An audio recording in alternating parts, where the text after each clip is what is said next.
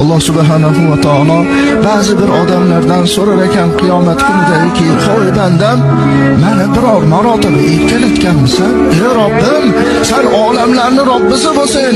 Mulukut dunyo va axiro, dunyo va oxiratning egasi bo'lsin. Qanday san erkalatiladi?"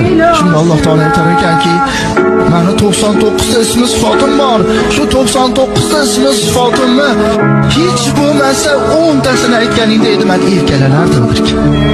Men erkalanardim. Necha yil umr kechirding? 70 yil, 80 yil umr kechiribman. Shu 70 yil, 80 yil umrning ichida biror marotaba meni 99 ta ismimni aytganmisan? Hech bo'lmasa 10 tasini aytganmisan? 70 yil umr kechiribsan. Agar sen menga hech bo'lmasa 99 ta ismi sifatimdan 10 tasini bo'lsa ham aytib, "Ey Robbim, ber" deganingda, men erkalanib farishtalarga aytardim, "O bandamni qaragin, bir maqsadi bor ekan, mendan bir so'rashligi bor ekanki, ismlarimni aytib turibdi, guvoh bo'linglar, nima so'rasa beraman" deb Alloh taolo turib olar ekan.